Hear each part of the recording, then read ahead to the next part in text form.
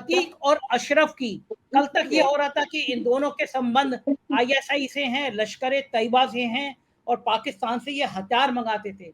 अगर ये सारी बातें उसने पुलिस को बता दी तो जाहिर है ये व्यक्ति देश की सुरक्षा के लिए बहुत बड़ा खतरा था, और अगर इसके कबूलनामे और होते, इसकी अभी और पड़ताल होती, तो शायद देश के बहुत बड़े चेहरे सामने आ जाते कि अतीक के संरक्षण क्यों दे रहा था।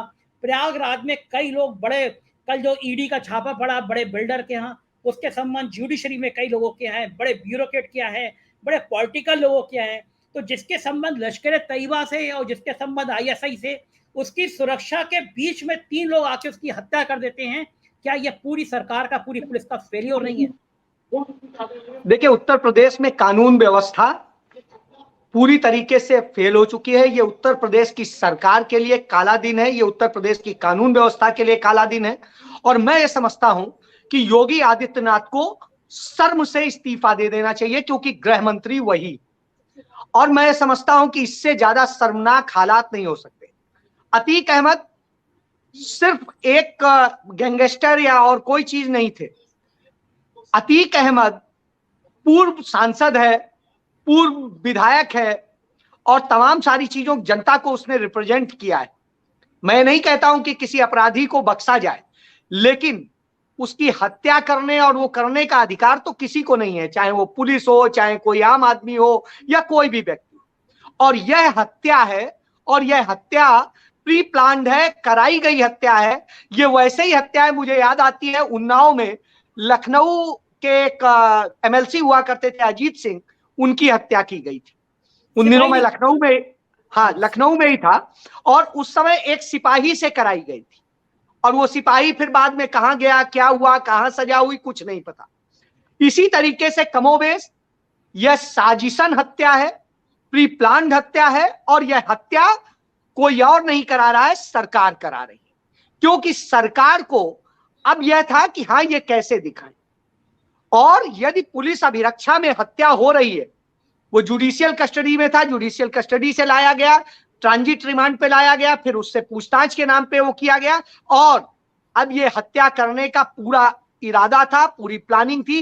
क्योंकि जब गुजरात से लाया गया था तब भी ये प्लानिंग थी, लेकिन तब लगातार साथ साथ मीडिया चल रहा था, इसलिए वो कहानी नहीं दोहरा सके। तो अब कहानी दूसरी प्लान करी, और ये कमोबेश कहानी का यदि मैं जिक्र करूं तो लखनऊ की एक कहानी आपको याद दिला देता हूं।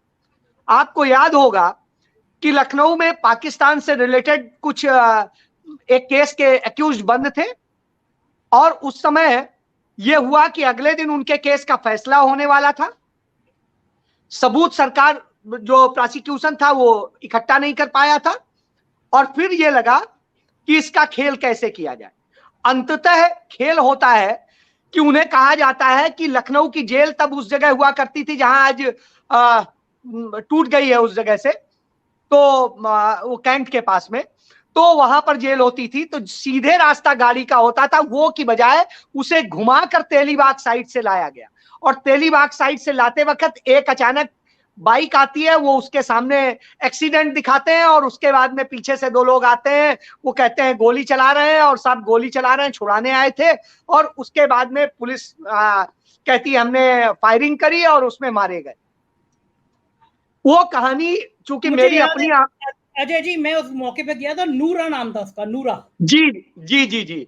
तो मैं ये बता रहा हूं, इस तरह के किस्से मैं तमाम सारे देखे हैं। एक किस्सा मैंने इसी तरीके से श्रीपद दाढ़ी का देखा था।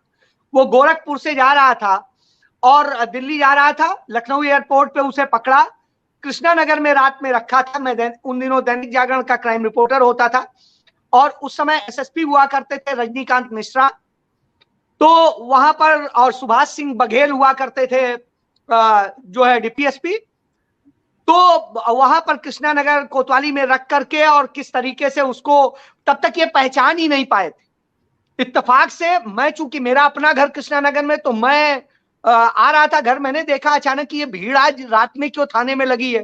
तो अचानक मैं चला गया, तो मुझे चूंकि कोई रोकता नहीं था कई कारणों से, पुलिस फैमिली से होने के कारण, तो मैं गया, तो वहां पता चला किसी को पकड़ा है, क्या हो रहा है, वो पहचानने में गड़बड़ी हो रही थी। तो इत्तेफाक से मैंने पहचाना उसको, तब उसको गोरखपुर पुलिस से क्लियर किया गया, और क्लियर किया गया तो पता चला वही है। तो आप सोचिए, मैं अब नाम नहीं लूंगा उन अफसरान का, उनका आया कि अजय भाई आज कुछ मत छापना। हमने चलिए, आज वैसे भी मुझे भी पता था अखबार मेरा निकल गया है, अब कहाँ छपेगा। रुकवाने के लिए मुझे विनोद शुक्ला जी जो हमारे एडिटर थे उनसे मुझे रिक्वेस्ट करनी पड़ती, वो मेरी हिम्मत नहीं थी। तो मैं उसके बाद में घर चला गया, मैंने भी कहा कि हाँ मैं एहसान करे दे रहा हूं। और उसके बाद में अगले दिन कहा गया कि वहां से कोर्ट पेशी में ले जा रहे हैं, और साहब उसको ले जा करके मार दिया गया नहरिया के पास। वायरलेस सेट पे मैसेज चला कि एक मुठभेड़ हो रही है, ये हो रही, इधर गोली चल रही, उधर चल रही है। लोग वो थे, और मैं आपको सच बताऊं, टाइम्स ऑफ इंडिया में जो फोटो छपी थी उसमें लाश के पास खड़ा मैं मुस्कुरा रहा था, क्योंकि मुझे पता था कि हुआ क्या है। तो मैं ये कहानियां मैं पुलिस की बड़े अच्छे ढंग से जानता हूं उत्तर प्रदेश की, और वो कैसे कैसे क्या करती है। तो साहब अतीक अहमद को आके कोई और मार जाए, यह संभव है, और चुन के उन्हीं को और उनके भाई को मार जाए, बाकी कोई नहीं मरा। कितने पुलिस वाले मरे? एक भी नहीं। तो साहब चुन के आप उन्हीं को आके, इतना तो सटीक और इतना सब कुछ तो नहीं होता है। ये इस बात को दर्शाता है कि उत्तर प्रदेश में कानून व्यवस्था नहीं, जंगल राज। आप में यदि हिम्मत थी, आप उसके खिलाफ प्रोसिक्यूशन करते, पूरे सबूतों के साथ में सजा दिलाते और स्पीडी ट्रायल करवाते, फांसी पे चढ़ाते, मैं तालियां बजाता।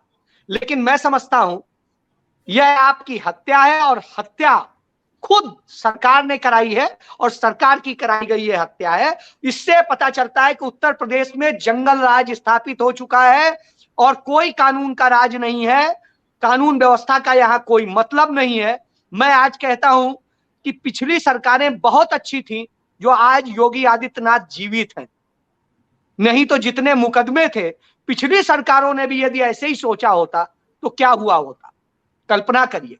यही वो योगी आदित्यनाथ है जो संसद में फूट फूट कर रोए थे, और आज की स्थिति देख लीजिए।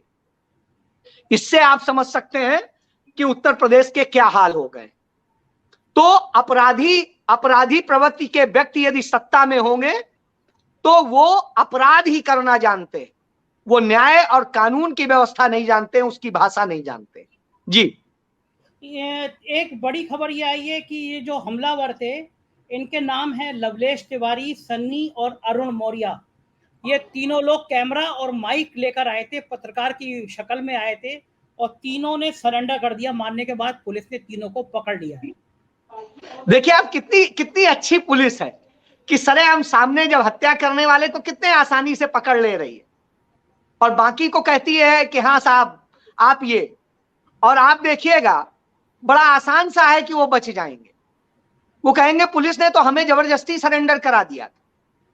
और एविडेंस एक्ट में आप जो प्रोविजन है उनको पढ़ लीजिए, तो ये तो बचाने का पूरा क्रम कर दिया।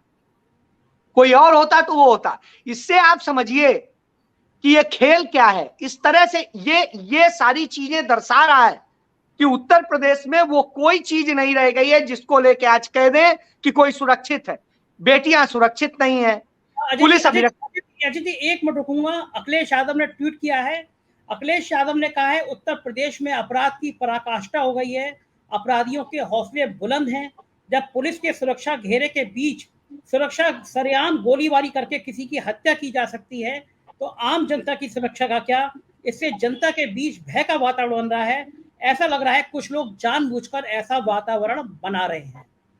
वही तो मैं कह रहा हूं, आप बताइए। मैं वही कह रहा हूं, अखिलेश जी सही कह रहे हैं। अखिलेश जी ने फिर भी सभ्यता बरती है। मैं ये कह रहा हूं कि ये हत्या सीधे सीधे कलंक है, उत्तर प्रदेश पे कलंक है। और आज मुझे वो कोट याद आता है जस्टिस एएन मुल्ला साहब का, जस्टिस आनंद नारायण मुल्ला जी का, कि उत्तर प्रदेश पुलिस संगठित अपराधियों का गिरोह है।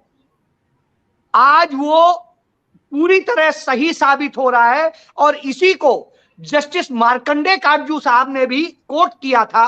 तो आप इससे समझ सकते हैं कि आज उत्तर प्रदेश जंगल राज हो चुका है। उत्तर प्रदेश में कोई शासन नहीं है, कोई व्यवस्था नहीं है, यह हत्यारी सरकार है। और ये सिर्फ हत्या करना जानती है। कल परसों जो है एक बालक की हत्या करती है, उसका एक ड्रामा क्रिएट करती है कि 2 बच्चे वो छुड़ाने जा रहे थे अतीक को, अरे आज तक नहीं गए, अब वो छुड़ाने जा रहे थे और अब ये कह रहे हैं।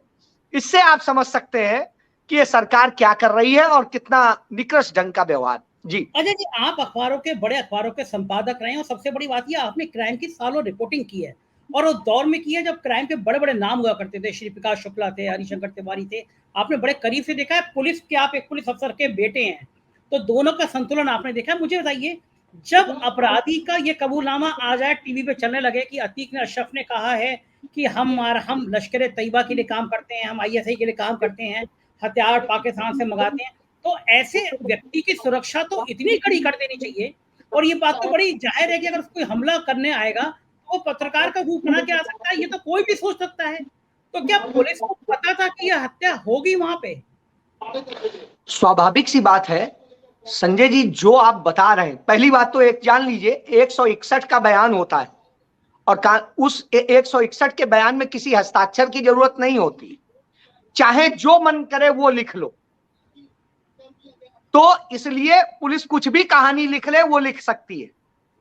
तो पहली बात तो ये कि उसने जो ये कहानी लिखी और बनाने की कोशिश की, वो कहानी ही है, उसका कोई कानूनी वजूद नहीं है जब तक कि उसके सपोर्ट में एविडेंस ना हो, और एविडेंस कोई है नहीं। लश्कर तैयबा आप कहते हैं, तो लश्कर तैयबा से क्या संबंध था, लश्कर तैयबा से क्या क्या लेन देन हुआ, वहां से क्या इनको आया क्या गया, एक भी सबूत नहीं है। इसके बाद में जिस तरीके से ये दूसरी कहानी उसमें जोड़ रहे हैं, वो सारी चीजें, और यदि ये सही है, पुलिस के सामने सही में उन्होंने कबूल किया है, तो हुजूर उसी समय सिक्योरिटी हाई नहीं सुपर हाई हो जानी चाहिए थी, क्योंकि यह तो देश की सुरक्षा का विषय है। और ऐसी स्थिति में तुरंत एनआईए को सूचित करना चाहिए था और एनआईए को तुरंत आके इन्वेस्टिगेशन ज्वाइन कर लेनी चाहिए थी। ना एनआईए ने ज्वाइन करी, ना कुछ किया, ये सारी कहानी बता दी। और उसके बाद में ऐसे व्यक्ति को तो सुरक्षित रखना इसलिए जरूरी था कि लश्कर तैयबा का यदि पूरा नेटवर्क तोड़ना है, तब तो आपके पास में बहुत अच्छा आदमी मिल गया है। पूरा नेटवर्क तोड़िए, उसे बस्ट कीजिए, देश को सुरक्षित बनाइए, देश को सुरक्षित करिए। आपने तो इसका मतलब है देश के गद्दारों की मदद की है, उनकी मदद की है जो देश के अंदर लश्कर तैयबा और सबका पूरा नेटवर्क बना रहे हैं, और उस नेटवर्क की कड़ी आप नहीं तोड़ पाए। आपको तो वो पूरी कड़ी तोड़नी चाहिए थी। आपको पाकिस्तान और वहां लश्कर तैयबा का जब आप कनेक्शन बता रहे हैं, तो उन लोगों को भी लाने का प्रयास करना चाहिए था। आपको तो इसके लिए ये जरूरत पड़ी तो हेग जाना चाहिए था, जो संयुक्त राष्ट्र संघ के उसमें जाकर के मांग करनी चाहिए थी कि टेरर का ये पूरा वो है, लिंक है। क्या एनआईए ने जांच की? नहीं की, आज तक तो नहीं की। आप बताइए। और ना ही है तो फिर कौन सी कहानी बता रहे हैं? इसका मतलब है आपने एक कहानी लिखी, प्लान करी, और उसके बाद में ये प्लान करके करा दिया।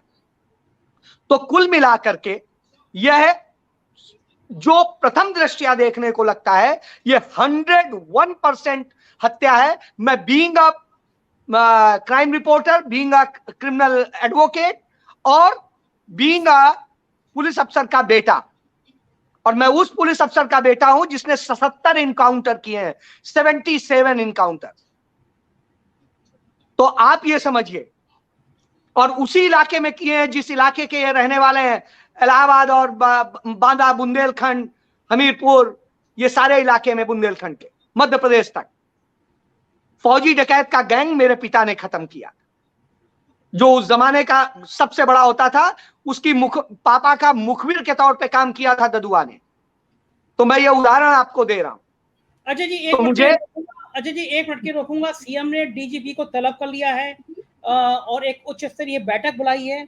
इस बीच में एक बड़ी खबर यह है कि अतीक की पत्नी शाइस्ता, जो लगातार फरार चल रही थी, पुलिस कह रही थी नेपाल चली गई है, वो चली गई हैं, वो कुछ ही मिनटों में घटना स्थल पर पहुंच गई, अतीक के शव के पास पहुंच गई, वो भी फरार बता रही थी पुलिस।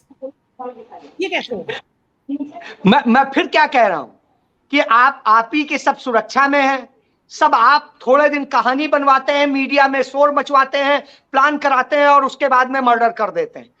फिर एक मर्डर के बाद में दूसरे को आप दूसरी तरीके से मर्डर दिखाते हैं और फिर उसके बाद में तुरंत। आप बताइए, आपने उसके बेटे के अंतिम संस्कार में जो हर व्यक्ति का अधिकार है, बड़े से बड़े क्रिमिनल का अधिकार है, आप याद करिए, भगत सिंह को फांसी की सजा सुना दी गई थी, उनके परिवार में एक मौत हुई थी, भगत सिंह को भी उसमें शामिल होने का मौका दिया गया था। आज आप क्या कर रहे हैं? तो जब अंग्रेज ऐसा कर सकते थे, आप तो उनसे गए गुजरे कि अंतिम संस्कार में तो आदमी को शामिल करा सकते थे, तब आपने बहाने बनाए और उसके बाद में आपकी प्लानिंग कुछ और थी, आपने किया, जानबूझ के किया। और सीएम के ये ड्रामे के सिवा और कुछ नहीं है, क्योंकि अब तक सीएम नहीं दिखाई दे रहे थे, अब तक नहीं बोल रहे थे। तो इससे ज्यादा शर्मनाक स्थिति क्या होगी? यह हिंदुस्तान पे दाग लगाया है योगी आदित्यनाथ ने। अजय जी, ये एक चीज और है बहुत मजेदार कि स्वतंत्र देव जी जो बीजेपी के प्रदेश अध्यक्ष रहे थे, कैबिनेट मिनिस्टर हैं, उन्होंने ट्वीट किया है कि पाप और पुण्य का हिसाब इसी जन्म में होता है। अब आप इसी से समझ लीजिए, ये कहते हैं हम चुने हुए प्रतिनिधि हैं, ये सदन के सदस्य हैं, ये लोकतंत्र में है। मैं फिर क्या कह रहा हूं, अतीक अहमद यदि अपराधी था तो उसे कड़ी से कड़ी सजा इस देश के न्यायालय से दिलवाने के लिए प्रोसिक्यूट करना चाहिए था, उसे फांसी चढ़वाना चाहिए था, सरेआम फांसी चढ़वाना चाहिए था। लेकिन ये करके इन्होंने पूरे हिंदुस्तान के संविधान और हिंदुस्तान के सब चीज पे कलंक लगा दिया है। कल बाबा साहब का जन्मदिन था और आज बाबा साहब के संविधान, कानून, सारी चीजों पे धज्जियां उड़ा दी गई हैं और उत्तर प्रदेश और देश के लिए इससे बड़ा कलंक नहीं हो सकता है, न्याय व्यवस्था के लिए कलंक नहीं हो सकता। अजय जी, आप अधिवक्ता भी हैं और बहुत सीनियर अधिवक्ता हैं। मैं आपसे एक चीज जानना चाहूंगा, अतीक ने सुप्रीम कोर्ट में कहा था कि मेरे को ये मत भेजिए यूपी, ये लोग मेरी हत्या करा सकते हैं। सुप्रीम कोर्ट को वो डेट लगती रही। आज जो हत्या हुई है, तो क्या कल सुप्रीम कोर्ट इसका स्वतः संज्ञान ले सकता है? मैं तो एक बात सोच रहा था कि सुप्रीम कोर्ट को लेना चाहिए, यह सामान्य मसला नहीं है। और मैं ईमानदारी से कहता हूं, इसको लेके पूरी तरीके से करना चाहिए और इसमें योगी आदित्यनाथ को बतौर गृह मंत्री तलब करना चाहिए और योगी आदित्यनाथ से निजी तौर पे इस पे वो लेना चाहिए कि आप गृह मंत्री हैं, प्रदेश के मुख्यमंत्री हैं, या आप कोई निकम्मे व्यक्ति हैं। इसका मतलब है कि या तो आप खुद गुंडे हैं या फिर आप इस तरह से कर रहे हैं। तो मुझे लगता है इससे ज्यादा शर्मनाक स्थिति हिंदुस्तान के इतिहास में कभी नहीं रही है और यह पहली बार देखने को मिल रहा है। और यह भी दिन इस देश में देखने पड़ेंगे जिस देश में कानून का शासन होता था, आज जंगल राज है। इससे बड़ा और जंगल राज क्या होगा?